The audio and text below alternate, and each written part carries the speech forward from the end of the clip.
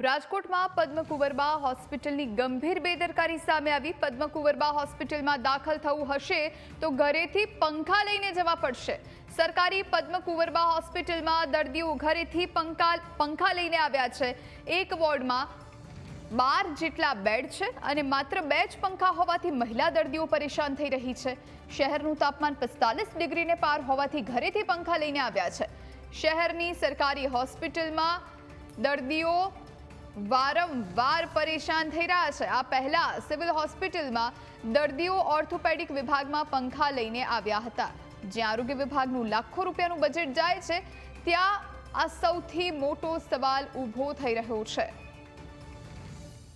આ વિશે વધુ જાણકારી માટે સંવાદદાતા ઋષિ દવે ફોન લાઈન પર જોડાયા છે। ઋષિ, હવે જો હોસ્પિટલમાં એડમિટ થવું હશે તો તમારે ઘરેથી પંખા લઈને જવા પડશે એવી પરિસ્થિતિ સર્જાઈ છે।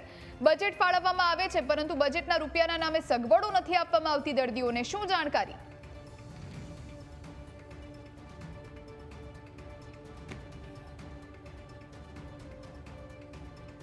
ઋષિ, અવાજ મળે છે આપને?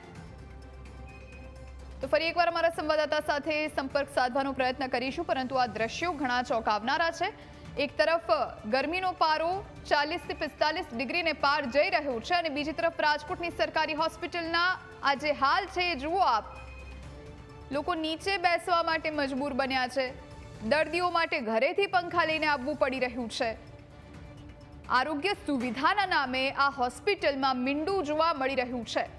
પદ્મકુંવરબા હોસ્પિટલમાં આ પ્રમાણેના દ્રશ્યો જોવા મળ્યા। સંવાદદાતા ઋષિ દવે ફોન લાઈન પર ફરી એકવાર આપણી સાથે જોડાયા છે। ઋષિ, અવાજ મળે છે પહેલા તો? જી, જે સમગ્ર મામલાની જો હું વાત કરું તો પદ્મકુંવરબા અવારનવાર આ વિવાદમાં આવે છે। જે વિવાદને કારણે તેમના જે સ્થાનિક તમામ લોકો છે તે લોકો અત્યારે હેરાન થઈ રહ્યા છે। પદ્મકુંવરબા હોસ્પિટલ એક સરકારી હોસ્પિટલ છે ને આ સરકારી હોસ્પિટલમાં દર્દીઓ જ્યારે સારવારમાં આવે છે ત્યારે સુવિધાના નામે મીંડું અહીં જોવા મળે છે। એટલે કે કોઈ પણ પ્રકારની પ્રાથમિક સુવિધા પણ અહીં જોવા નથી મળતી। હાલ અત્યારે 40 ડિગ્રી જેટલું તાપમાન રાજકોટમાં રહે છે અને આ તાપમાનમાં દર્દીઓને ઘરેથી પંખા લઈ આવવા પડે તે પ્રકારની સ્થિતિ સર્જાઈ છે।